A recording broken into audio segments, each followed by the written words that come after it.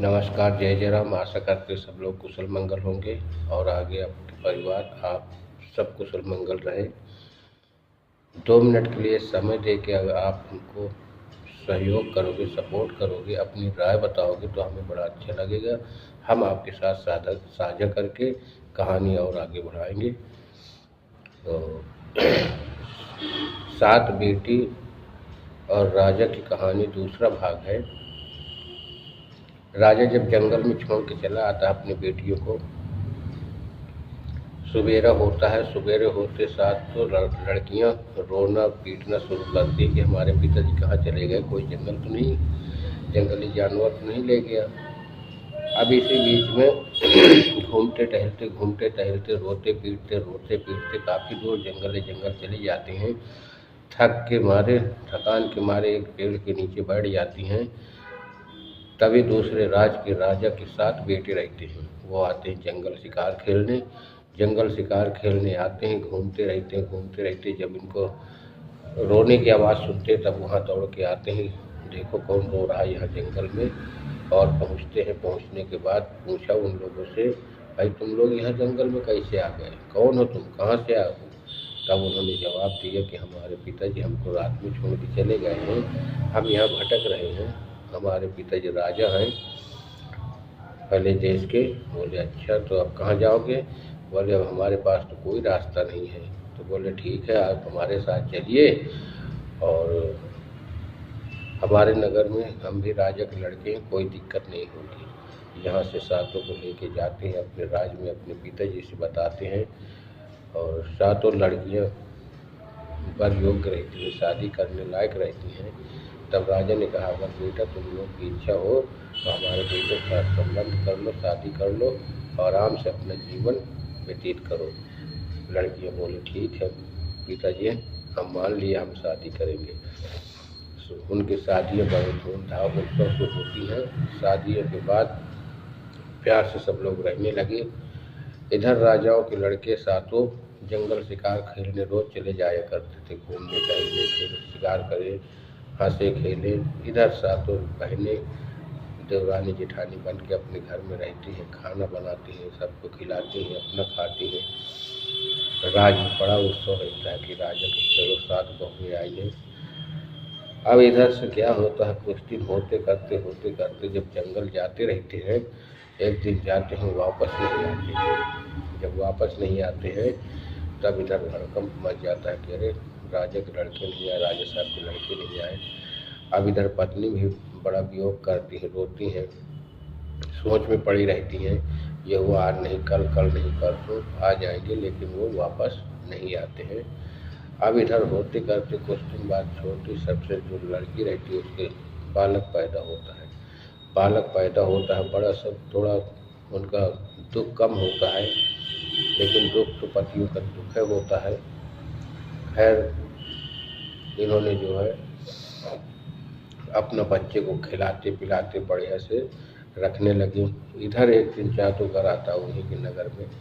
जादूगर भिक्षा मांगता है। जादूगर भिक्षा मांगने के बाद 7वीं रानी जो रहती है वही लेके आती है। बोले उसको देख के उसने जो है प्रसन्न हो गया, खूबसूरत थी लड़की। जब वो प्रसन्न हो गया, सर जादूगर बोला कि बेटा हम तुम्हारे राज की बात बताते हैं। बोला हाँ महाराज जी बताइए।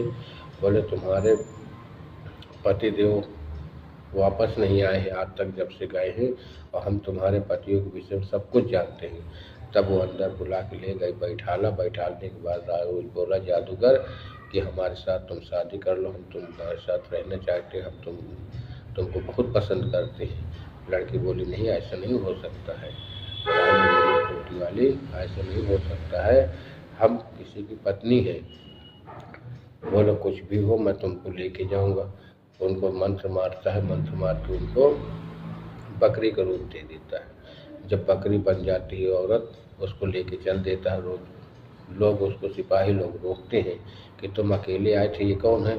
तब उसने कहा अगर मुझको छेड़ोगे तो मैं मारूँ मंत्र, तो सारे लोग जादू से सारे लोग कंकड़ पत्थर बन जाओगे। वो डर के मारे हट जाते, उसको लेके चला जाता है। जब जादूगर अपनी नगरी में पहुंच जाता है, पहुंचने के बाद सबसे अंदर कोठरी में बंद कर देता है। बंद करने के बाद उससे कहता है कि मुझसे शादी कर लो, अब जीवन में तुमको कोई नहीं बचा पाएगा, नहीं तो वो अपनी इज्जत पे अड़ी रहती है। उसको कमरे में बंद कर देता है 7 कोठरी के अंदर। इधर एक उन्हीं के जादूगर के यहाँ मालिन रहती है, उससे खाना पानी भिजवाता रहता है और रोज़ उसके दूसरे तीसरे दिन जाता है, उसको कहता है, लेकिन वो कहती मैं शादी नहीं करूँगी। लेकिन रानी जादूगर ये होता है, आज नहीं कल नहीं परसों किसी न किसी दिन तो ये मानी जाएगी। उसको खाना पानी टाइम से भिजवाता रहता है मालिक द्वारा। अब इधर से क्या होता है, कुछ दिन बीते, 10-15 दिन साल बाद लड़का जवान होता है। लड़का जवान होने के बाद एक दिन माँ से पूछने लगा उनसे कि ये बताओ माता जी, हमारी माँ कहाँ है, हमारे पिताजी कहाँ हैं।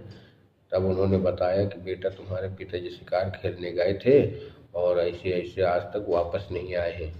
तब बोला कि हमारी माँ, बोला तुम्हारी माँ को एक जादूगर आया था, उसने बकरी बना लेके चला गया, तब से तुम्हारी माँ भी नहीं आई और अगर कोई उससे छेड़ता उसको तो सबको कंकड़ पत्थर बना देता। बोला ऐसी बात है माँ, अभी मैं जाऊँगा उसको लेने, अपनी माँ को लेके आऊँगा और अपने पिताजी को जब तक वापस सबको नहीं लेके आऊँ तब तक वापस अपने नगर में नहीं आऊँगा। उसी समय घोड़ा उठाता है, तलवार लिया और चल दिया जंगल की तरफ। जब जंगल चला जाता है, मारो मार करीब दोपहर बीतती है, एक जंगल में पेड़ रहता है, उसी पेड़ के नीचे बैठ जाता है। उस पेड़ के ऊपर एक पंछी 2 बेटों के साथ रहती है। अब ये वहीं आराम से बैठ के अपना नाश्ता पानी करते हैं, पानी पीते हैं। पानी पीने के बाद लेट जाते हैं।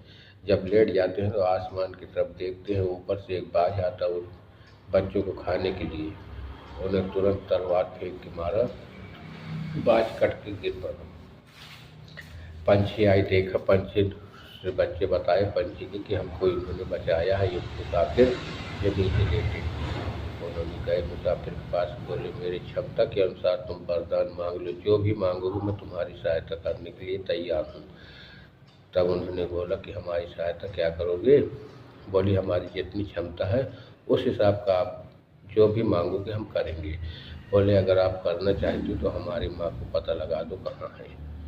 उसने बोले कि देखो पता लगाती हूँ, अच्छा आप यही मेरे बच्चों का ख्याल रखना। वहाँ से वो चिड़िया उड़ती है, जाती है परियों की रानी के पास। परियों की रानी के पास समुद्र तट पे जाती है, वहाँ उससे हाथ जोड़ के बोलती है, हे बहना, हमारे यहाँ पेड़ के नीचे एक मुसाफिर आए हैं और वो हमारे बच्चों को बचा लिया है। बच्चों को बचाने के बाद हम उससे शर्त किए हैं कि हम तुम्हारी मदद करेंगे। मदद करने के बाद वो बोला कि ठीक है। तो उनकी माँ को पता नहीं है कहाँ है। उन्होंने बोला अच्छा, और इसको पता लगा दो माँ रानी साहिबा। तो परियों की रानी रहती, वहाँ से अंतर ध्यान होकर अंबर से आसमान तक ढूंढते ढूंढते पता लगा के बताई।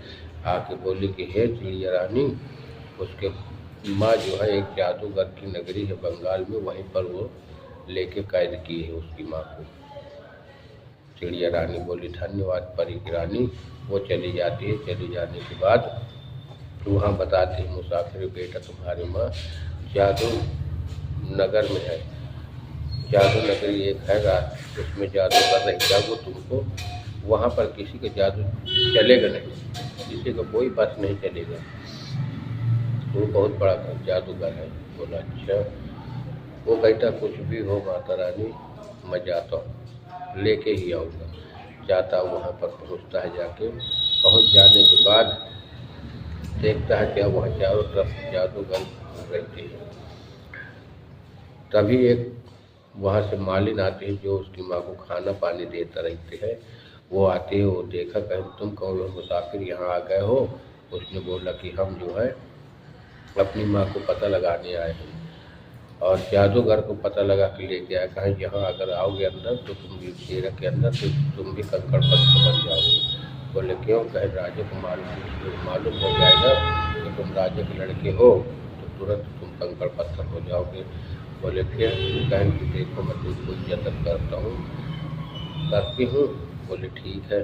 उन्होंने उसको कपड़ा लाए, धोती लाए, ब्लाउज लाए और उसके बाद जो है उसको लाने के बाद, उसको लेने के बाद कपड़ा वपड़ा पहनाया उसको, लड़के को लड़की के, और वहाँ लेके गई। बोले कि हमारे जो है ये रिश्तेदार हैं। बोले अच्छा। अब वहाँ लेके वहाँ पहुँचाते उसके माँ के पास पहुँच जाती है, माँ के पास दे देती है। माँ उसको देखने के बाद बोली कि ये कौन सा जादूगर आ गया। तब वो मालिन बताते हैं कि ये जादूगर नहीं, ये तुम्हारा लड़का है। उसने बोला अच्छा। तब उसने कहा तुम कैसे हमारे लड़के हो। तब उसने पूरी पुरानी कहानी बताता है कि हमारे 7 माँ हैं और जिससे हमने जन्म लिया वो छोटी माँ है और 6 माँ बड़ी हैं और एक ही राजा के यहाँ शादी हुई है और हमारे नाना उनको जंगल में छोड़ के चले गए थे। तब उसको यकीन हुआ कि ये बात हमारी बहनों ने इनको बताया होगा, तभी इनको ये बात मालूम है। उनको मालूम हो गया कि हाँ ये बात सत्य है। तब उसने यकीन किया। यकीन करने के बाद दोनों गले लगाया, प्यार किया, माँ बेटे एक एक को। हम यहीं पर अपन ये कहानी को रोकते हैं। तीसरे भाग में आपको फिर इसको ले जाने के लिए बताते हैं। तब तक के लिए राम राम, जय जय राम।